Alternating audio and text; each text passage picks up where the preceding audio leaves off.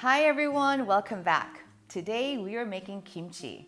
Now, I know a lot of people are afraid of making kimchi. They think it's really challenging, but really it's very simple. Today we're doing the cabbage kimchi or the mak kimchi. It's my mom's version. I'm going to share with you along the way some simple tricks that'll make it very easy for you. Now, trust me, if I can make it, you can make it. So if you're ready, let's get started. The first thing you're going to do is remove the outer leaves of the cabbage. And then this is your first tip. You're not going to cut the cabbage fully with your knife. You're just going to cut the end off and then cut the quarter part of the bottom of the cabbage. And with your hands, tear the cabbage in half. This will allow the natural tearing of the cabbage leaves so you don't lose any small pieces. Then you're going to repeat the process so that you can tear the cabbage into quarters, just like this. The next step is to cut pieces into big chunks and then pour the cut cabbage into a large bowl.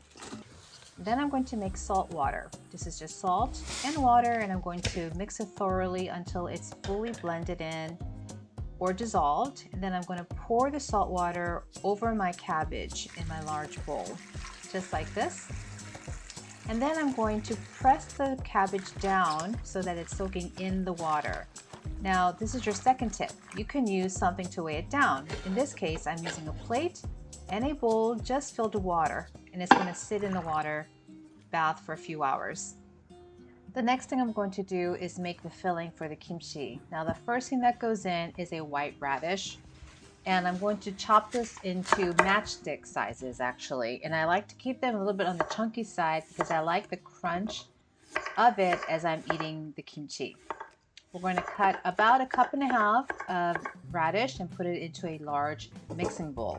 The next thing I'm going to put in is scallions or green onions, roughly chopped, and also in the bowl.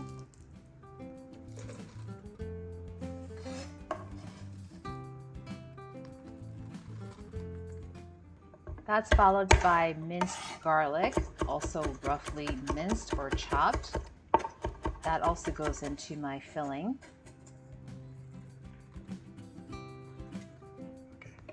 All right, now it's ginger. I'm going to peel the skin and then I'm going to grate the ginger.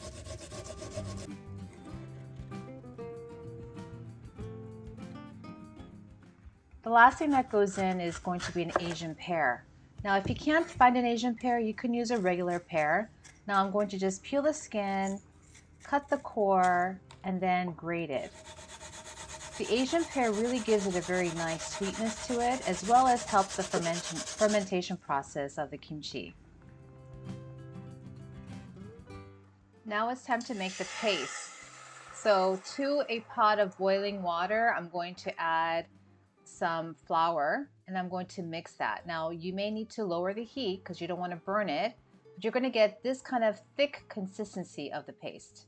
Once it's been cooled, you're going to put the paste into the large bowl with the other ingredients. Now to this are the seasonings. You have Korean chili powder or gochugaru. Look at the vibrant red color, it's so nice. And then we have some fish sauce and a little bit of sugar. Now we're going to mix this really, really well until it's well blended and just set aside. Now you know the cabbage is ready when you take it out of the salt water and the thicker parts bend really easily. Then you're just going to rinse it underwater a number of times, about 2 or 3 times. And then what you're going to do is you're going to taste it.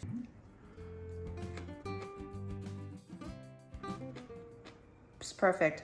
Wilted, not too wilted, slightly salty, not salty at all. It's perfect. It's ready to be mixed in with the seasoning. All right, so you're going to take your seasoning that you've made and you're going to gently mix it in with the cabbage. Just be very gentle here, okay? And then you're going to mix it until it's well blended in. And then here you're going to put the cabbage into glass jars. Now here's your last tip. You want to fill it pretty packed tightly. with just a little bit of room on top for fermentation process. All right, my first jar is filled to the brim. I did leave a little space so that it has room for the fermentation process, but I just want to show you, we have another jar I'm going to fill with this, but this is now you would consider fresh kimchi.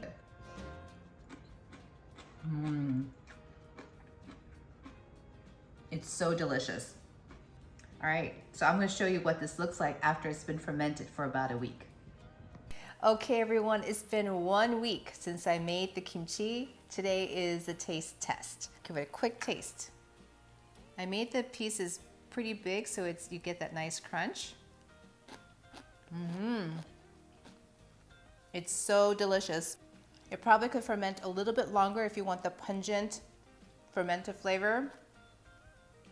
This is like perfect to my liking. It's sour, tangy, spicy, a little bit sweet, and just really delicious. This is such a great accompaniment to all Asian foods, especially Korean. Now, you can let this ferment even longer, and as it gets sour, more sour, you can use that for kimchi stew, which I have a link for if you're interested. Anyway, this is a really easy recipe. I know you can make it and you can enjoy kimchi at home. If you enjoyed the video, don't forget to like, share, leave comments. Please press that notification bell after you've subscribed so you'll be notified when I upload my next video. Thank you so much for watching. Bye.